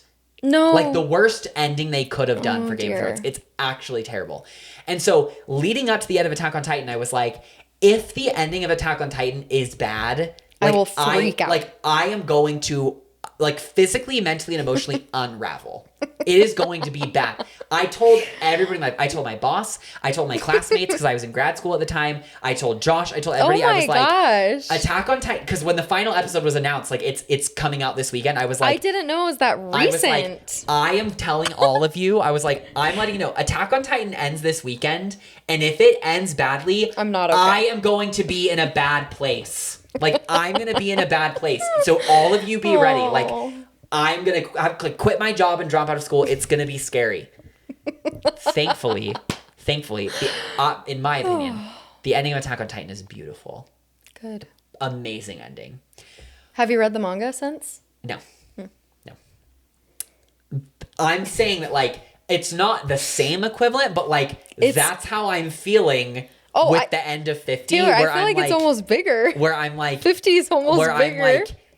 I'm like there, and I'm like, if Cirie, because she's so close, she's 2 episodes away. We're at the final 7. I just am like, it's major. If Cirie doesn't win this time, like, I'm gonna be sick. I'm gonna be sick. Listen, everybody can feel whatever way they want about the contestants. It's her 5th time, whatever this, whatever that. Like, I've made it so clear. I am a Cirie Fields stan. I stan this woman with every fiber of my being. If I was listing the heroes that I've looked up to in my life, of everybody, bitch, she would be, like, near the top. Yeah. Okay? Like, I am going to be ill if she doesn't win. So I'm like, the fact that we're 2 episodes away, I just have this, like, anticipation of, like, I like, need to know. But I also, like, don't even want to know, because if she's going to get voted out, like, I'm going to be, like, just genuinely devastated. Right. Yes. So it's scary. Okay? It's scary. It's just like the ending horrifying. Of Attack on Titan for me. Yeah. Okay? And listen, I have regrets, because I was like, do we need to see her again? Like, come on. I hate myself for that. Because she's just... It haunts me. It haunts me. Feasting this season. The thing is, I do think the people that would be able to hold a candle to her just got eliminated so quickly. Like, I think Camilla could hold her own. I think Genevieve, like, could have done a lot of damage. Honey, I think, like... I'm not saying those girls aren't good players, but, like... No. I think Cirie's running laps around everybody. No, I 1000% agree. I'm just saying, I think... the only people that would be capable of holding a candle to Cirie, maybe, have been voted out. And so, and I do love Cirie. I am so glad that she's on this season, because she is made everyone else's game in comparison a absolute snooze fest and a joke. Yeah. Like, it's actually a joke how much she owns this game. Like, she is straight up running it. Yeah. Running it. Yeah. And she was running this other tribal without even them knowing that she was. Yeah, I was going to say, like, this is going to be the first time that she didn't get what she wanted out of a vote. And the only reason is because she wasn't there. Yeah. Like, the twist, which we didn't even talk about, the twist itself. Go ahead. Here's the thing. Splitting into smaller tribes is not unprecedented, so I can't come out and just be like, this twist was stupid. But, like... I don't know if they've ever done it that late into the merge. No, they've never done it that late. And that's why I don't like that. And it just is like, what's the aversion to just, like, voting 2 people out in a row? Like, that would have been wouldn't great. that be way cooler? That would have been great. And, like, way more memorable? Because it, like, it just seems like twists like this... like, screw people. Emily said something interesting in her exit interview where she's like, if anything, I feel like this twist gave me a chance to get out of a bad situation, and I almost did it. Yeah. So she didn't feel like that. So I guess I can't say, for, like, if I'm not a player, if I think it was dumb, but, like, Well, just when you're at the bottom, then it is, like, kind of your only shot. But you have to be at the bottom and have ammunition. Yeah. I don't think it was terrible, but it definitely was... It could have been catastrophic. Yeah, it was That's rough. the hard thing. It could have been catastrophic. Yeah, because it did screw, you know, Ozzy. Cirie. It did screw Ozzy and Cirie a little bit. Cirie was able to get herself out of it because she's fierce, and Ozzy was dumb. Like, he was dumb. I don't think the twist necessarily screwed him, but, like, imagine a scenario like if Ozzy and Cirie are on the same beach together. Different story. You know, like, imagine Rizzo and Cirie switch places. I think we have a very different scenario where, like, Rizzo's going to play his idol for sure. Yep. Rick's going to play his idol for sure. Jonathan's safe. Emily's going home. On the other side, Cirie, Joe, Ozzy, like, I don't think that trio is getting... Even if the other 3 try to get Ozzy, she's going to be like, play your idol. Play it. Like, so that's what I'm saying. I think like, Emily may have been able to get Tiff. I don't think so.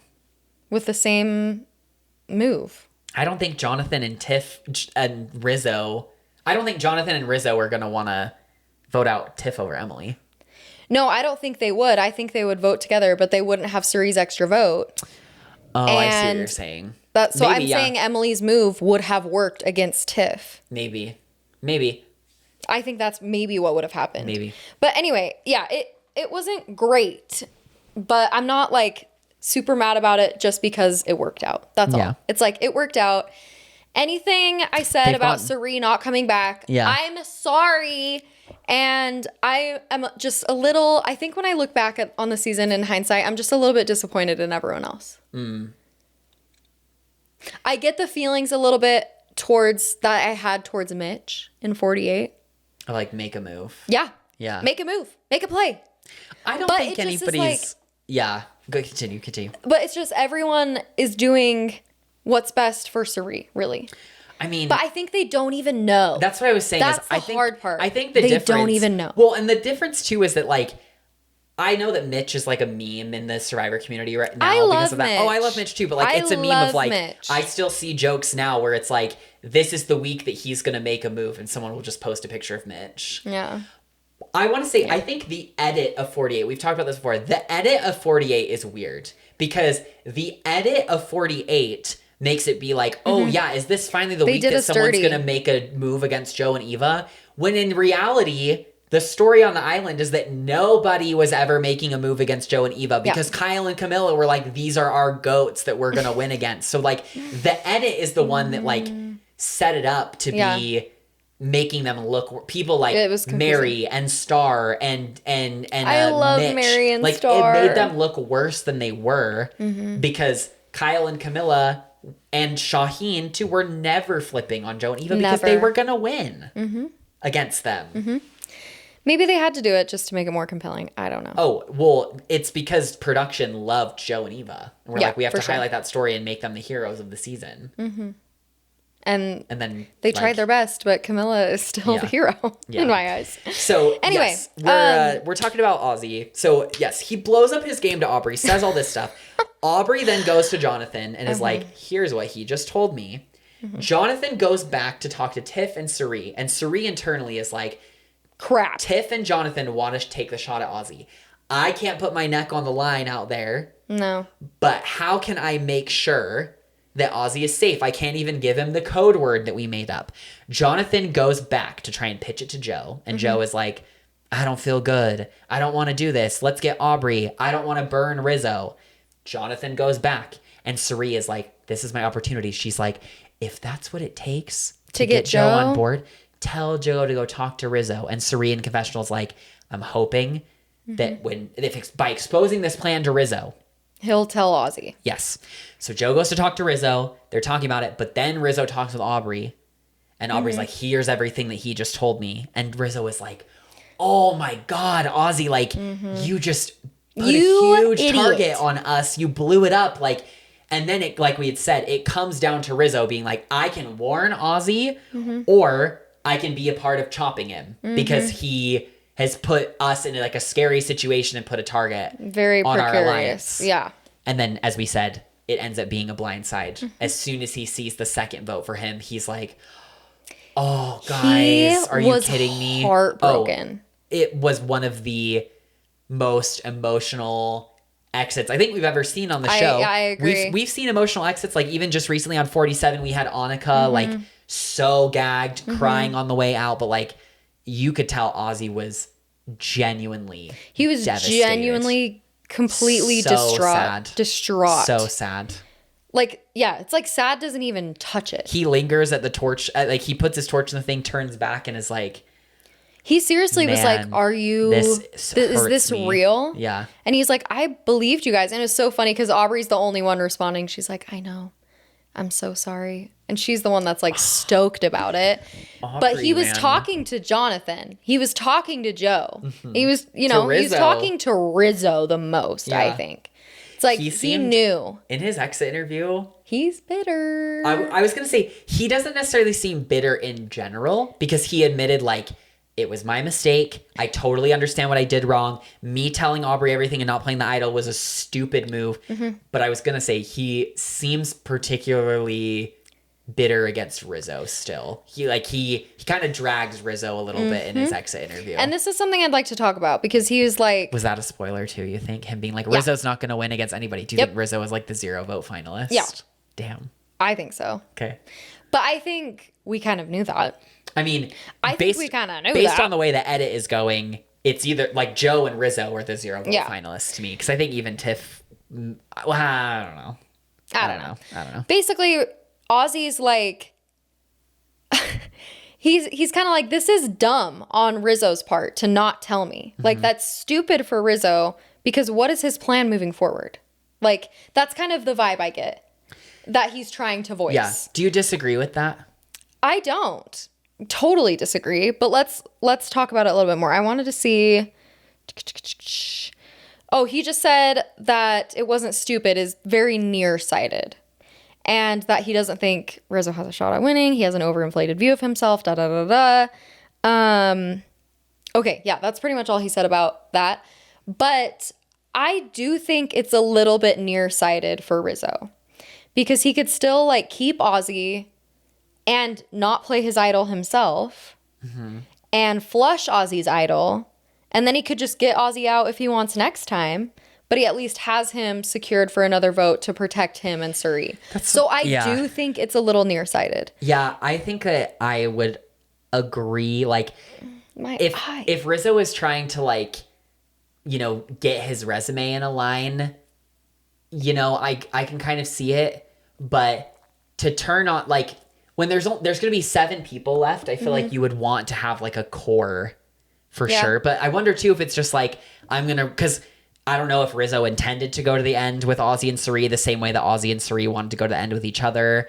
I think Cirie fully intends on taking Rizzo. I mean, then it's like, why put your trio in danger? That's what I think. Unless Rizzo is coming to the conclusion of, like, I'm going to lose if I go to the end with them. Yeah, and I think it's like, are you going to lose against anybody? Like, I think if the final 3 ended up being like Rizzo, Joe, Tiff, I think there's a world where Rizzo could win. But I think if it's any other combination, like if Aubrey's there, if Jonathan's there, if Cirie is there, no, he's done. I don't think he's going to win. If Ozzy's there, he's done. I also think maybe it doesn't make that big of a difference, because he's like, I'm not a target this vote, so I can just keep my idol. I know that Cirie will protect me, and people don't know that she'll protect me. So, like, I think she'll tell me if I need to play it or not. So do I really need Ozzy if I have Cirie and my idol? I don't think so. Yeah. And maybe it's just the only opportunity for him to be like, I did this without Cirie. Like, I know, because he says, like, I'm aware that Cirie wants me to tell him and have him play his idol to make sure he's safe. Yeah. But I don't think I should. Yeah. So I think it's kind of just like analyzing, like, how bad will this really hurt me? I don't think it will hurt me if he leaves, because I'll be protected, and I can just say I didn't do what Cirie wanted me to do. So I think that at the end of the day is what it is. Yeah. For Rizzo, I just think, Ozzy's, I wouldn't say bitter. I think he is truly heartbroken is what it is. Like, legitimately. Yeah. And that makes me so sad for him, because he came so far. He played, I think, so well. Richard Hatch would disagree. But, like, he played so differently. He gave us something that we didn't anticipate and made the season, like, so much better. Yeah. And he was someone that I was like, really? Oh, yeah. Ozzy's coming back again? Yeah. Like, huh? You know, and I ate my words. Yeah. So yeah, I don't think Oscar, we love you. We do. We love you, Ozzy. We're sorry. I don't think it's the end of his journey on reality TV, because he mentioned in his exit interview that he's like, he wants to be on Traitors. I would love to do like Traitors, Australian Survivor. So we'll have to see if you know he ends up doing something like that. I could totally see Traitors. I would love him on Traitors. Do you think he'd be a traitor or faithful? I think he'd be a faithful. Ozzy would not be a good traitor. No, he would be a bad traitor. Yeah. I would love to see him try. Yeah. Yeah. I think he could be a recruit. Yeah. I think he could be a recruit. I could see him being a recruit. It'd be interesting to see what other Survivor people they get, because there's always a handful that are there. I would like to see Shan.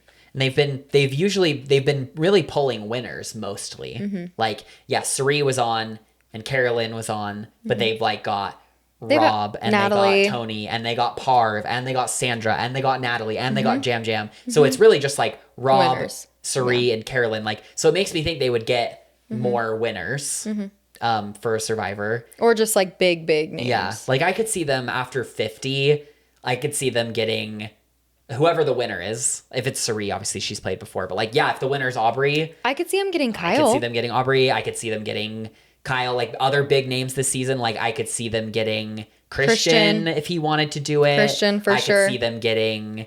I think Emily would be really fun on the Traders. I don't know if she would do it, but do you think they would get Jonathan?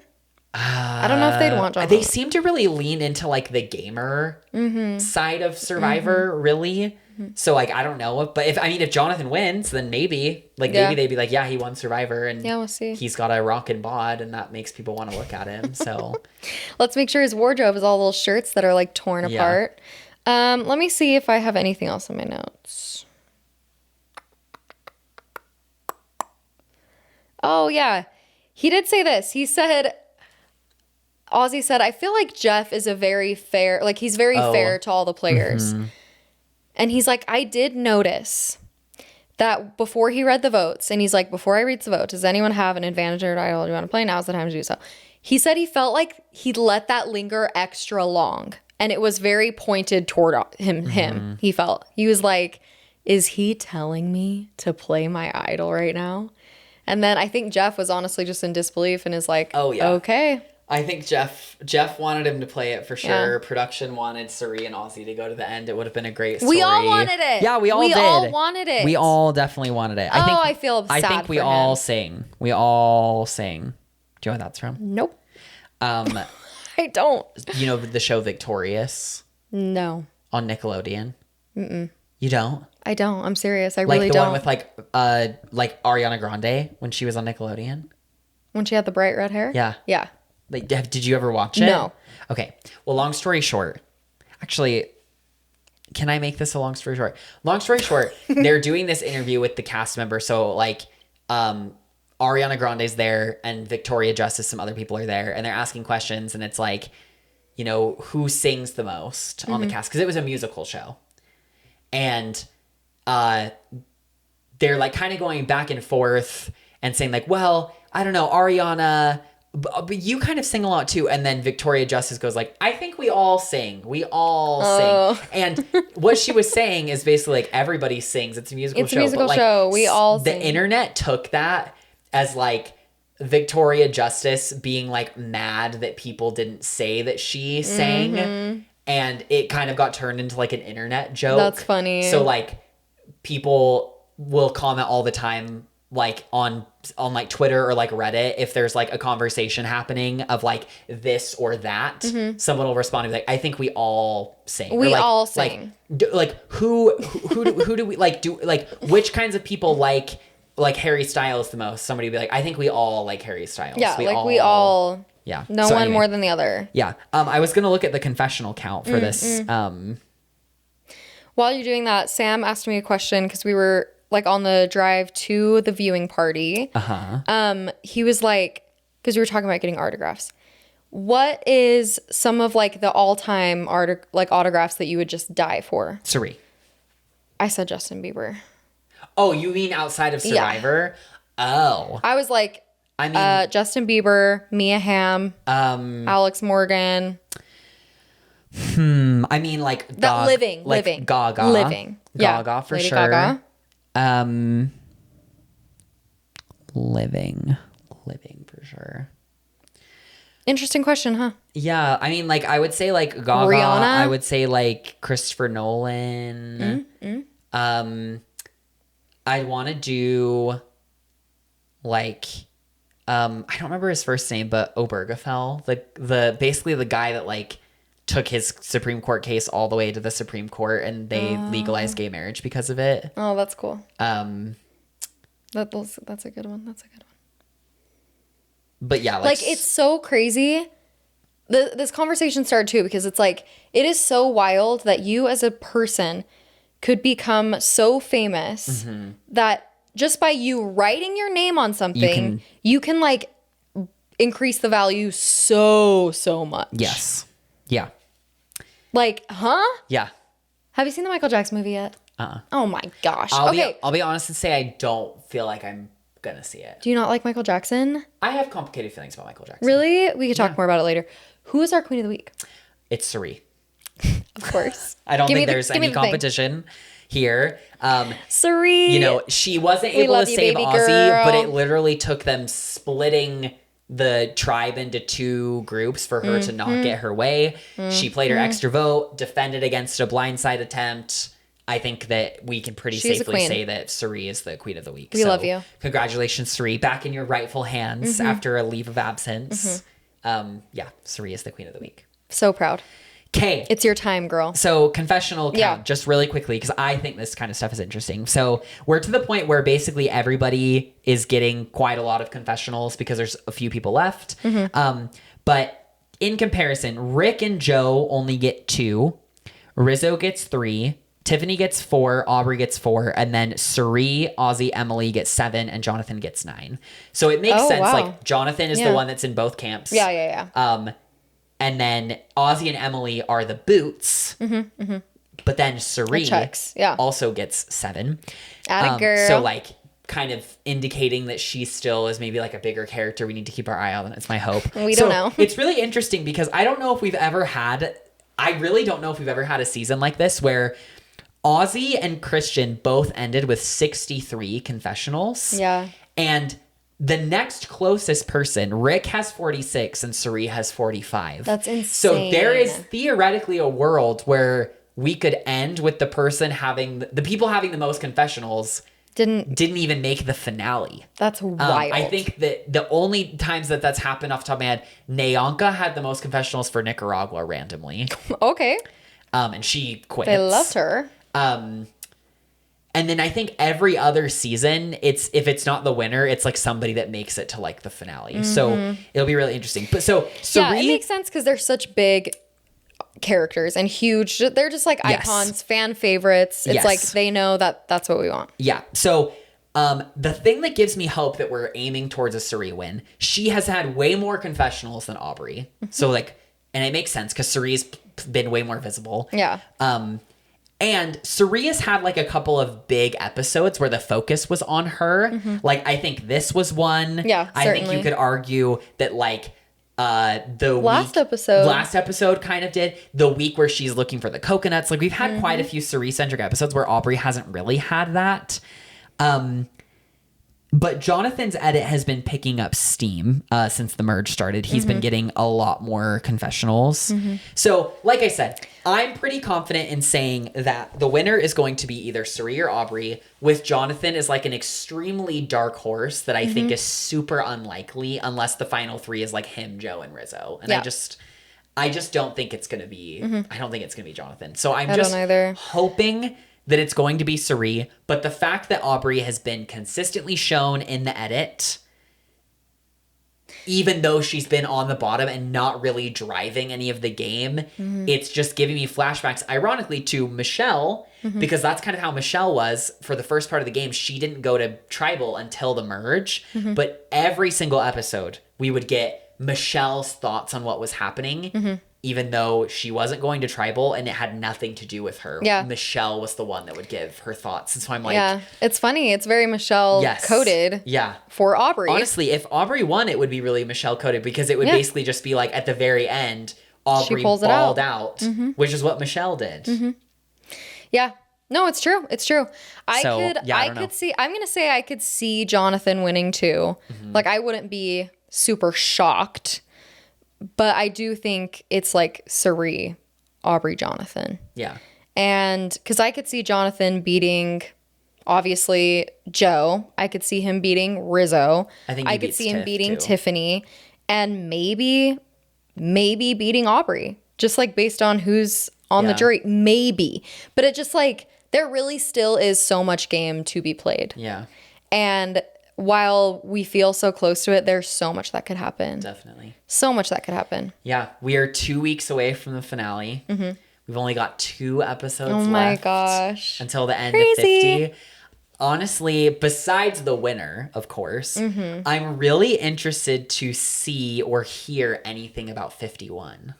Me too. Because they should be going out to film 51 any day now. And they haven't asked me yet. But the fact that there's going to be a live reunion on the 20th makes me wonder if 51 is already filmed or if they're just going to wait until after the live reunion to film it. Because I believe that the filming schedule has been like late April through May is the first season, and then like middle May through early June is the second season, and then they go on hiatus until they film the next two. But if there's going to be a live finale on the 20th in LA, they can't be filming. So I'm like, either 51 is already filmed, True, or they're waiting to film it. And if they're going to give us a preview, then that would make me think that they already filmed 51. I'm gonna think they already filmed it. The other thing is, like, do you think they're going to go down to one season a year? No, I'm gonna die if they do that. I've seen people speculate that Survivor could be going down to one. Really? Yeah, I should just Google and see if there's like Survivor 51 like spoilers anywhere. Okay, well, on their casting site, it does say now's the time to apply for 51 and future seasons. Oh, wait, but it says we are actively casting, so please apply today if you want a chance to be on 53. Interesting.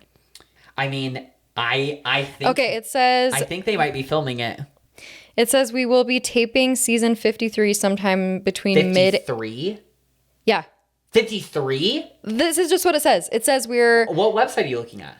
CBS Survivor casting. 53? Listen. So it says, now's the time to apply for Survivor 51 and future seasons.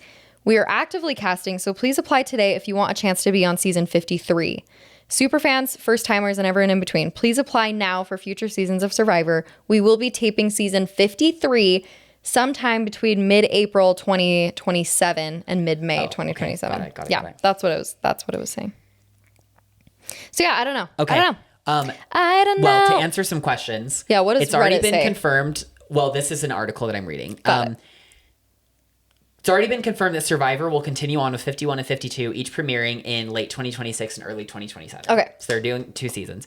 Inside Survivor, a well-known and highly respected Survivor fan page says that Survivor 51 is going to feature 20 players divided into 2 tribes. I have heard that. So they're breaking the I have heard mold. that it's 2 tribes. Production should be wrapped up by mid-May with the cast back in the U.S. around a week before the Survivor 50 finale. Wow. So they're probably ending the game like now. like in the next week. Yeah. The game 51 is going to end. Oh. So they might have a makes me preview. They sick. might have a preview to show us if they put together they some will. footage really quick. Yeah, I think they will. Oh my God. Crazy. So exciting though. Crazy. Yeah. I'm super interested to see what they do with 51. Me too. Anyway, what an exciting episode. Yes. What an exciting time. Exciting episode. Positive, sad Very bookends sad. for both of our boots. Yeah. And yeah, we're 2 weeks away from the finale, and we're really excited to see where things go. Yeah. I think with that being said, the queens have spoken. The queens have spoken. The queens have spoken a lot. A lot, but somehow not enough. Somehow it's never enough. No. Tune in next week for the penultimate episode of Survivor 50. We'll be talking about episode 12, and we'll kind of know where things are standing leading into the final episode. So leave us a comment. Who are you rooting for? Are you also a Cirie stan? Do you think that somebody else is going to be able to pull it out? And we will see you all next week. Okay, love you guys. Bye, everybody. Oh, also leave hate comments if you want. Oh, yeah, you can also leave a hate comment if you want to as well. Bye. Bye.